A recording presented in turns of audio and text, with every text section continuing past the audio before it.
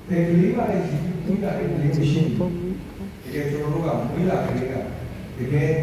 ပျော်ပျော်ရွှင်ရွှင်နဲ့မွေးလာတဲ့ကလေးမရှိပါဘူးဟုတ်နော်အမွေးခင်ရတဲ့ကလေးတွေကလည်းနာကျင်ခြင်းရှိလို့မွေးပြရတဲ့မိခင်ကလည်းနာကျင်ခြင်းရှိပါဟုတ်နော်ဆိုတော့ဒါကြောင့်ဒီကတော့မအေးဘူးဒီတော့လာဒီလောကအကဲကဲတွေဘာမှမရှိတော့ဒါတော့ကျွန်တော်တို့ကြည့်မယ်ဆိုရင်လောကမှာနေတဲ့အခါကျွန်တော်တို့ကညီမွေးလာတယ်ဒါပေမဲ့ဒီချင်းအမျိုးရှိတယ်ဆိုတာအားလုံးသိပါလေနော်ကျွန်တော်တို့ကမြင်ရတဲ့ခန္ဓာသင်ချင်းကဒီနေ့ကျွန်တော်တို့အပြင်မှာကခန္ဓာသင်ချင်းကဒီလိုအားနဲ့အဖြစ်တရားနဲ့ပြင်တော့ဘာလို့လဲတော့တော့ခါရှိသေးတယ်ဟုတ်နော်ကျွန်တော်ခါတဲ့တင်ဘာဖြစ်လို့သူတော့ကတော့ခါတဲ့နာခဲ့ခဲ့ဘာမှမရှိတော့အေးအကြောင်းဒါပေမဲ့အဖြစ်တရားနဲ့ချက်ပြီးပြီးတော့ကျွန်တော်မရှိဘူးလေဒုက္ခကမချုပ်ဘူးဆိုတာကျွန်တော်နားလည်ရမှာဖြစ်တယ်မောကမှာလည်းဒုက္ခခံရမယ်ပြည်ကမှာလည်းဒုက္ခခံရအောင်လေနောက်တမလို့ပါလေအပေရဲ့ဆင်းရဲဒုက္ခခံရအောင်ပါဖြစ်တယ်ပေရဲ့ဆင်းရဲဒုက္ခခံရအောင်ပါဖြစ်တယ်အဲကျွန်တော်တို့ဒီအောင်စီစဉ်လုံးပြဖို့ရတဲ့အရေးကြီးပါလေဒီနေ့ကတကယ်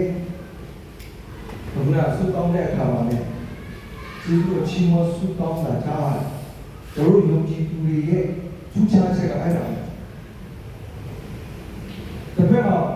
ဝမ်းနေချင်းရှိလို့တစ်ဖက်မှာပါရှိတယ်ဝမ်းမြောက်ခြင်းရှိတယ်အဲ့ဒီဝမ်းမြောက်ခြင်းကဘယ်ကနေလာယုံကြည်ခြင်းကနေလာတာကျွန်တော်မဝမ်းနေရလားဝမ်းနေရမှာဘုရားကျွန်တော်ကဘာသိစေဆိုပြီးကိုချိရတဲ့သူနဲ့မဖြစ်ရတယ်ဝဲခွာရတယ်ဝမ်းနေရမှာဒါပေမဲ့ကျွန်တော်တို့ကဝမ်းနေခြင်းဘယ်လိုဝမ်းနေခြင်းဖြစ်ရမလဲတဘာအမှုသားတွေတကယ်ရောက်မပြီးလို့ဒီလိုဝမ်းနေခြင်းကိုကျွန်တော်တို့မဖြစ်ရကျွန်တော်တို့ရဲ့ဝမ်းနေခြင်းကဘယ်လိုဝမ်းနေခြင်းကိုလဲကြည့်လိုက်တာလေဟာဒီဝမ်းနေရတဲ့မျိုးကြီးပါဘာလို့ဆိုကျွန်တော်တို့ကဘာရှိလဲမျိုးလိချင်းအရှိတယ်ဟုတ်ပြီနော်ဘာလို့ဒီဖွဲကွာချင်းကတော်တော့ဖွဲကွာချင်းမဟုတ်ဘူးဘာဖွဲကွာချင်းလဲဒီကခဏဖွဲကွာချင်းဟုတ်ပြီနော်တော်တော့ဖွဲကွာရမယ်ဖွဲကွာချင်းမဟုတ်ဘူးအခုဟိုဘေးရခတ်ကင်က90ပိုးနေဟုတ်နော်90ပိုးနေမှာပေါ်လို့ချင်းခံရတယ်တို့ကိုဘေးရဲ့ဖတ်နေကိုဘေးလို့ပဲရှိမှပြတ်ပြည့်လို့ဆိုတာခမချင်ပြလို့မရဘူးရတာပေါ့တဲ့ရရပါတဲ့ရနဲ့ပြလို့ရတာလောက်တော့အဲ့ဒီကျွန်တော်ကခိတ္တကနာပဲပြောပါမယ်ဟုတ်တယ်နော်ဒါတော့ဒီနေ့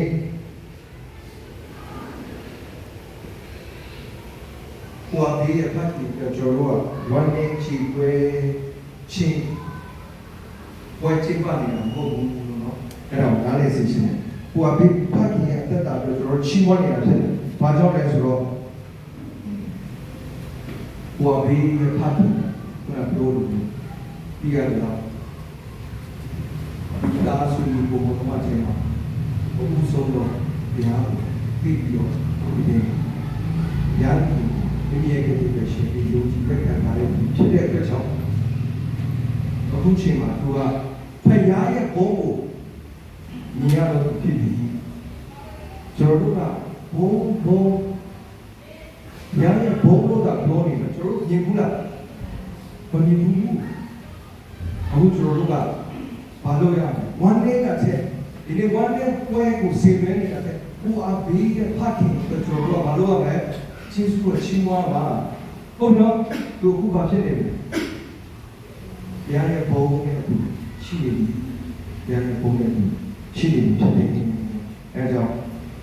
ဒီကယေရှုကိုချီးမွမ်းစရာဖြစ်တယ်ယေရှုကိုချီးမွမ်းစရာဖြစ်တယ်ပြီးတော့ဝမ်းနဲ့ခြင်းလို့ရှိမှာပါ ချစ်တဲ့သူနဲ့ခွဲခွာရတဲ့အခါကျွန်တော်ဒီကနေ့ဒီတူတူ promotion ခံရတော့လည်းပြောတယ်ကျွန်တော်ကျန်းစာကြောင်းထဲမှာဒီဘက်မှာကဆရာတယောက်ရဲ့ဖတ်ပြီး promotion ခံရတယ်အိမ်ကိုဒီမှာအတော့နဲ့ကျွန်တော်တို့အိမ်လိုပဲဒီဘက်အိမ်ကဆရာတယောက်ရဲ့ဖတ်ပြီး promotion ခံရတဲ့အခါမှာဘုပ္ပဆရာကအဲ့ဒီပွဲရဲ့မလုပ်လဲပွဲအုပ်လို့ပွဲအုပ်လို့အဲ့ဒီပွဲရဲ့ပွဲအစားပွဲလို့အားရဝတ်တာကျောင်းသားတွေဥဆောင်ဒီပွဲလို့အမေအဲ့ဒီဆရာတယောက်ရဲ့ဖတ်ပြီးတင်းကြိုပြီးတော့သာမဏအစီအစဉ်ပြီး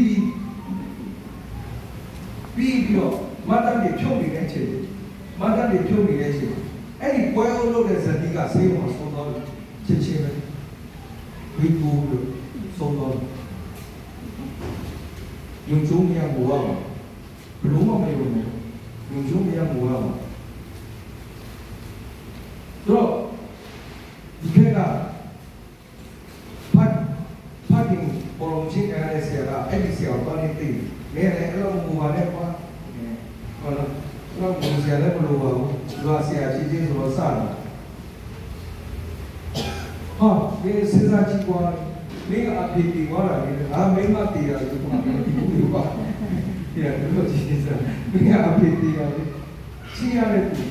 ခွဲပါရတဲ့အခါဝမ်းနေပါဟုတ်လားသူပြောချင်တာတော့မင်းကအဖေနဲ့မအိတ်ကချာလို့လေပုတ်နေတော့လူမပြီးအဲ့ဒီနေ့စက်တက်ဆက်ဆိုင်အဲ့ဒီအိမ်နောက်အိမ်အပါတို့ဆိုတာကျွန်တော်နေရာတစ်ချက်ချက်တော့အခုဒီနေ့ဆုံးတယ်ခုနဆက်သုံးနေတက်ဆက်ဆိုင်အဲ့ဒါလည်းတော့အိမ်ချကြရမယ်တို့ကျဆန်ကြောင်းနေရတယ်အပါတို့ဆိုတက်ချီခုနကကျွန်တော်ဖတ်ပြအဲ့တော့ပြန်ပြီးသွားတဲ့ဒီရဆိုတော့ဒီတိချင်းတရားတော့ဘလို့မှဆွဲထားလို့မရဘူးဒါကြောင့်ကျွန်တော်ပြီးခဲ့တဲ့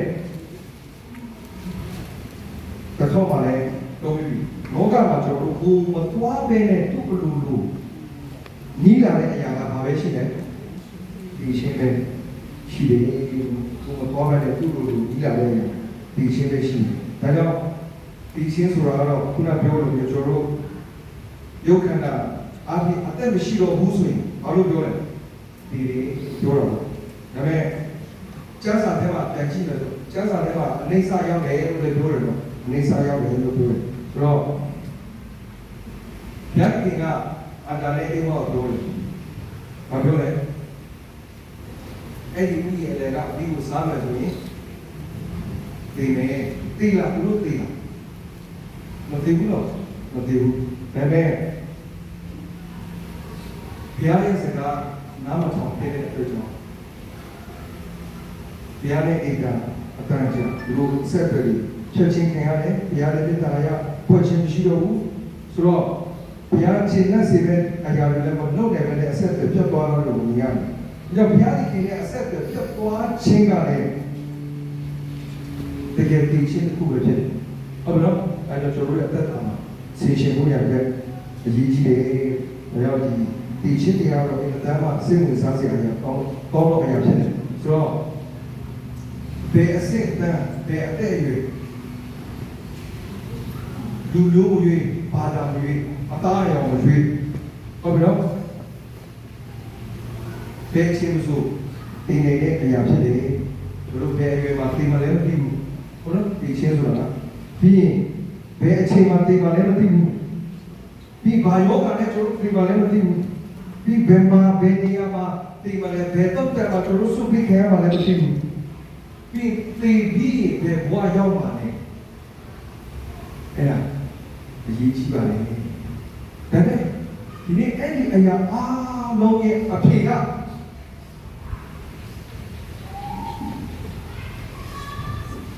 ဒီခရစ်စမတ်ကကျွန်တော်တို့အဖြစ်ပြီးနေပါလေဘယ်လိုကြွလာလဲတို့လူသားအားလုံးပြည်သူတွေကြွလာတယ်အဲ့ဒီဘုရားကဘာဘုရားလဲဘာလို့ဘုရားဆိုလဲအိမ်မှာတွေကဘုရားကျွန်တော်တို့ရဲ့အထူး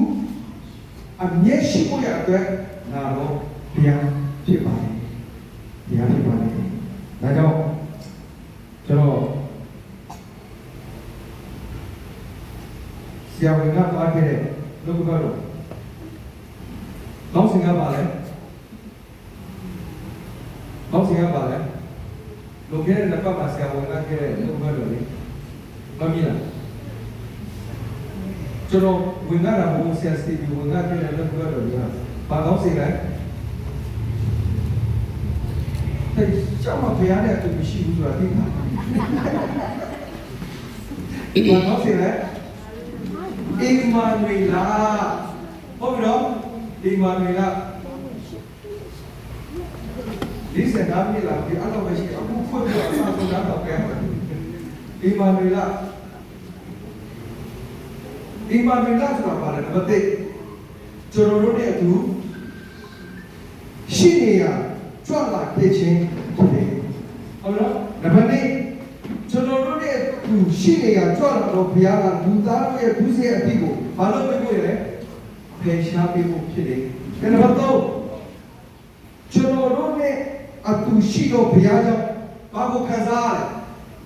မျော်လင့်ခြင်းကိုခံစားရပါလိမ့်။ဟုတ်နော်အဲ့ဆိုတော့ကျွန်တော်တို့လောကဘက်တော့ဒီကဖတ်ရအောင်ဟပ်ပကုတ်အခန်းကြီး3အငယ်7-18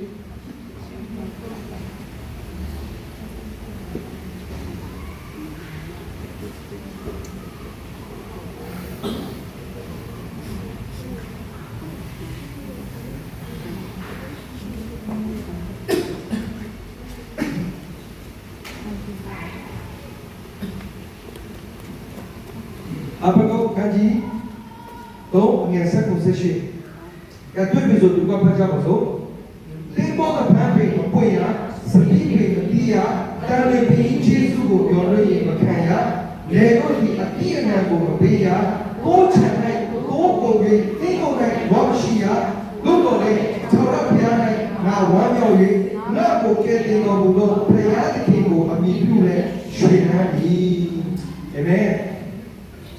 ဒီတမိုင်းကျောင်းလေးဆရာပြောပြီးနော်ဘုရားကဘာဗျာဒိတ်ပြီးတယ်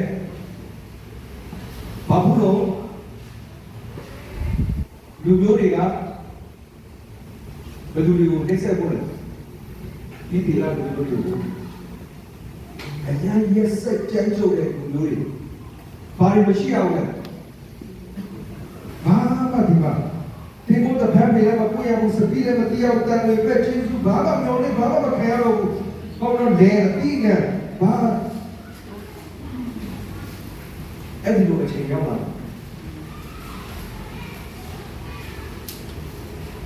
ဆိုတော့ဆရာဦးမှာပြီးခဲ့တဲ့အကြောင်းရှိပါတယ်ပျောက်တော့တာဟုတ်တော့ပျောက်တော့တာကသူကဘာပဲကြည့်တယ်သူဘာပဲလုပ်ချင်တယ်အမွေပတ်စံ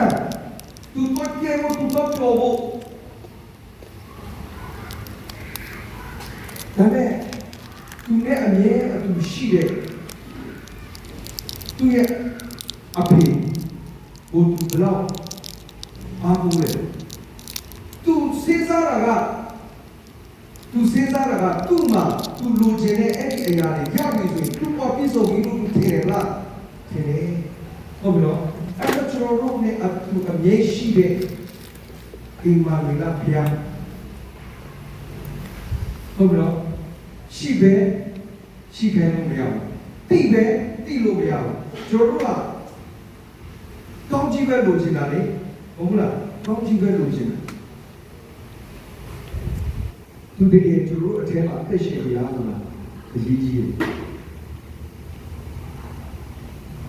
တကယ်အသက်ရှင်ရဆိုတာအရေးကြီးတယ်အဲ့တော့ကျွန်တော်တို့ဒီအရာကိုကြည့်ရအောင်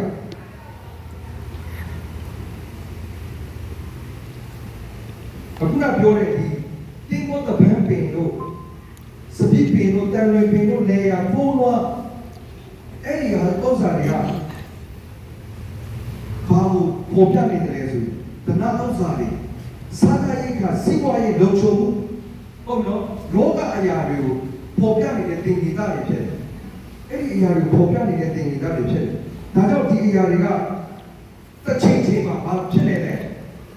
ဆုံးရှုံးနေတယ်အဲ့ဒီအရာတွေအားလုံးကဖြစ်စီနေတယ်ဆိုတဲ့အရာကိုကျွန်တော်တို့မြင်ရတာဖြစ်တယ်ဒါကြောင့်ဒီအချက်ကိုကျွန်တော်ကဘာကောင်းစီပေးချင်တယ်ဆိုတော့လောကီအောင်မြင်မှုကဒီငြိမ်းချင်းမရှိဘူးဆိုတဲ့ဟုတ်ပြီနော်ဆိုတော့ဒီခုနပြောတဲ့ဒီဟာဘုံမှာပြောတဲ့တေမောတဖန်ပေလို့စတိပေလို့တန်လည်းပင်လေရာတွေအားလုံးသုံးပါးတွေအားလုံးကဟာဖြစ်နေဖြစ်စီဆူရှုံးနေတယ်အဲ့ဒီတော့မကဘူးကျွန်တော်တို့တကယ်ဒီလောကမှာရှိတဲ့ချိရတယ်ဟုတ်ပြီနော်ဒီနေ့ဟိုအဖေရဲ့ဖခင်ဒါမကချမ်းသူတွေနဲ့ကျွန်တော်တို့ကြုံရမှာပါဟုတ်နော်ချိရတော့သူတွေနဲ့ကျွန်တော်တို့တကယ်ဆိုရှောရတဲ့အချိန်နဲ့ကျွန်တော်တို့ကြုံရတဲ့အချိန်နဲ့ရှိပါစီးပွားရေးကျန်းမာရေးကျွန်တော်ရဲ့အိမ်နဲ့ယူပါရုံတွေဆိုရှောရတဲ့အချိန်နဲ့ရှိပါဆိုတော့အဲ့ဒီအရာတွေကိုကိုရတာဖြစ်ပါဒါပေမဲ့အဲ့ဒီအကြောင်းပြီးတဲ့အခါမှာအရေးကြီးတဲ့အချက်တွေ့ရတယ်အဲ့ဒါပြီးတာနဲ့အဲ့ဒီချက်မှာဘာတွေ့ရတယ်လဲဆိုတော့ဒီကုန်းနဲ့ဝါမရှိရလို့ပြောပြီးရတယ်တို့တော်လဲဆိုတဲ့ခံစားတဲ့စကားကအရေးကြီးဆုံးပဲကျွန်တော်ခံစားရတယ်တို့တော်လဲခြောက်ရဘုရားနဲ့ငါဝမ်းမြောက်ရေး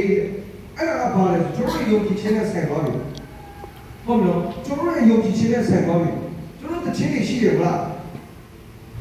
ဘာမှထမလို့တော့ဘာမှထမလို့တော့ယေရှုရှိရင်ဘာဖြစ်လဲဒီဆုံးတယ်အကုန်လုံးတန်နိုင်တယ်အေးဟုတ်လားယေရှုရှိဘာဖြစ်လဲကိုဖြစ်ဆိုတော့ဘာမှမလို့တော့ဘူး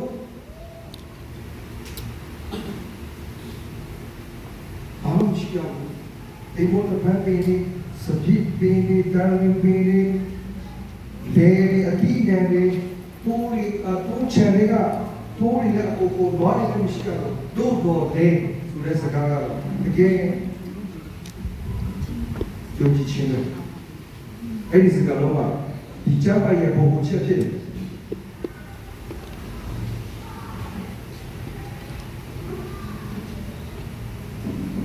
ယေရှုရှိပါလေတပည့်တော်တွေစီးပြီးတော့အဲ့ဒီဘက်ကကူးနေတဲ့အခါဘာကြောက်ရလဲဘုံတိုင်းမကြောက်ရဘူးလားကြောက်ရတယ်အဲ့မှာယေရှုရှိလားမရှိဘူးလားရှိတဲ့ဒါတော့သူတို့ကြောက်နေတယ်မလားတကယ်ထားပြီးဒီမှာလုံးတယ်ဘုံတိုင်းကိုရင်းစေရင်းပြီးတော့သူဘာပြောလဲဒီလူရဲ့ယုံကြည်ခြင်းကဘယ်မှာလဲဟုတ်နော်ကျွန်တော်တို့ကအဲ့ဒီအဖြစ်အပျက်ကိုကြည့်မယ်ဆိုဘုရားလည်းကောင်းမနာရဘူးနော်ကျွန်တော်တို့ယုံကြည်ခြင်းကအဲ့ဒီလိုဖြစ်နေတော့သူလည်းနားမဲ့အချိန်ရှိပြီဖြစ်နေဟုတ်တော့လိုက်ကြည့်နေရတာကျွန်တော်တို့တကယ်လို့ဒါကျွန်တော်တို့ကတကယ်ယုံကြည်ခြင်းအဖြစ်ရှိတယ်ဆိုတော့ဉာဏ်ကောင်းပါဒါကြောင့်အဲ့ဒါလည်းမကပါဘူးကာမမျိုးမှာပထမဆုံးတကယ်ရှိတဲ့လက္ခဏာပြတဲ့အခါမှာလည်းစပီးရမကုန်လားကုန်ပါလေအဲ့မှာလည်းတကယ်မရှိလားရှိတယ်လေကတိကတာပြောမယ်ဆိုရင်ပြောတာပါဒါပေမဲ့အတိကလိုတာကပါယုံကြည်ခြင်းဟုတ်တယ်နော်အဲ့ဒါကျွန်တော်ဒီနေ့ယုံကြည်ပါလေဟိုအဘေးလုံးကြီးသားဒီယုံကြည်ခြင်းတကယ်ရှိတယ်လို့ကျွန်တော်ယုံကြည်ပါချစ်တဲ့သူတွေပြောပါလေခြင်းပါကိနဲ့ပြောပါလေခြင်းဒါပေမဲ့တို့တော်လေး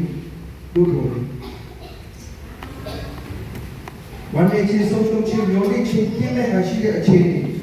တို့ရှိတယ်ဆိုရင်ဘုရားခင်ကိုကျော်တို့ကဝမ်းမြောက်ခြင်းရွှေလန်းခြင်းနဲ့တုတ်ပြန်နေတဲ့ကျော်တို့မှာအခွင့်ရှိတယ်အဲ့ဒီအခွင့်ကပါယုံကြည်ခြင်းပဲဖြစ်တယ်ကျော်တို့အဲ့ဒီတုတ်ဝမ်းမြောက်စွာတုတ်ပြန်ခြင်းကပါလို့ခံစားခြင်းနဲ့တုတ်ပြန်ခြင်းတော့ကျော်တို့လုံးဝမရဘူးဟုတ်လားဆိုတော့ဒီပေါ်မှာပဲအခြေခံပြီးကျွန်တော်တို့တုတ်ပြန်လို့ရတယ်ယုံကြည်ခြင်းပေါ်မှာအခြေခံပြီးတော့တုတ်ပြန်လို့ရတယ်ဝမ်းမြောက်ခြင်းဖြစ်ပါမယ်ဆိုတော့အဲ့ဒီဝမ်းမြောက်ခြင်းက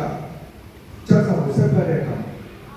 ငါ့ကိုကယ်တင်တော်မူသောဘုရားသခင်ကိုအမိပြုတယ်ဟုတ်လားဘုရားသခင်ရဲ့တတ်တဲ့ခြင်းဘုရားသခင်ရဲ့တကူဘုရားသခင်ရဲ့အစွမ်းတတ်တဲ့အဲ့ဒီဟာဘယ်လိုဓမ္မရတဲ့အိမ်မာဝေလာပြီးလို့ကျွန်တော်ရဲ့သူအစဉ်ရှိတော်မူတော့ဘုရားအားဖြင့်ကျွန်တော်တို့ကရှားနိုင်တယ်ငါ့ကိုကယ်တင်တော်မူသောဘုရားသခင်ကိုအမိပြုမယ်ဟုတ်လားသူ့ကိုအမိမပြုဘူးဆိုကျွန်တော်ဒီတက်ရှင်နေတယ်ဘာပြောချင်းလဲမရှိပါဘူးဒါကြောင့်တို့တော်လေးခုနပြောလို့ဒီကေတော်ရပြန်နေတာဘာပြောလို့ဆိုတာလဲဒီကေဒီကအတူရှိတဲ့အဲ့ဒီအိမ်မှာဒီကပြေရာကိုကျုံရှိပြီးတော့ဆွဲကြတယ်သူဘာပြောလို့ချင်းဖြစ်ပါလိမ့်မယ်ဒါကြောင့်ကျွန်တော်ဒီကေကျွန်တော်ယုံကြည်သူခရိယာတွေရဲ့ဒီရှင်ကတော့ဒီအစိုးရဆောင်ရမဟုတ်ပါဘူးဒီကကခွဲကွာချင်းဖြစ်တယ်ဆိုတော့ကျွန်တော်ရဲ့ဝန်နေချင်းကဒီလိုလေးချင်းရှိတော့ဝန်နေချင်းဖြစ်စေပါဘယ်တော့ဒီနေ့ပြောရမယ်ဆိုကျွန်တော်ဒီလာမှာမင်္ဂလာဆောင်တယ်သုံးသွဲရှိတယ်မင်္ဂလာရှိတော့ရှိဟုတ်နော်မင်္ဂလာရှိတော့စနေအပတ်ဘာလဲရောက်နေကြပြီဟုတ်နော်ဘာဆယ်လို့လူသားလုံးတို့ဒီလောက်နေဒီတော့ဘာလဲရှိတယ်ရှိတော့ဘာလဲပြီးတေးရှိနေရှုဘွားလာပြီးလို့လည်းဒီကတည်းကဘာမျိုးနေတဲ့အချိန်အဲ့ဒီအဲမှာမင်္ဂလာရှိတော့တော့ဒီကွာဘေးလူသားဆိုရှိတယ်။ဘာဖြစ်လို့လဲဆိုတော့တကယ်ခုနကဘာမှကျမ်းမှာဖတ်သွားတဲ့အတိုင်းကျော်တော့ဘုရားရှိတော်လည်းဒီသက်ရှင်သူတို့ရဲ့တည်ခြင်းညာဒီကတည်းကအမိုးကြီးကိုနေရာဖြစ်ဖြစ်ဒီကိုအမေဖတ်နေတာရရဲ့ဘုံသူရှိမှာဒီပြေရမှာဒီပေရရဲ့ social policy ဒီကျော်တော့ဘုရားရဲ့ဝမ်းမြောက်ခြင်းရှိနိုင်ပြီးတော့ဒီနေ့တင်တဲ့ကျွန်တော်တင်တော်မူတဲ့ဘုရားသခင်ကျွန်တော်တို့ကိုရှိတဲ့ဒီအိမ်ပါလူကဘုရားအားဖြင့်ဒီနေ့ဒီသားစုပေါ်မှာနေကြတဲ့လက်ဖက်တော်ဒီပေါ်မှာအသိတော်သူ့စီတိုင်းပေါ်မှာနေတော်ဘုရားနာမလာတဲ့ဒီတဲ့ချင်းတရားပါစေဒီလိုပါ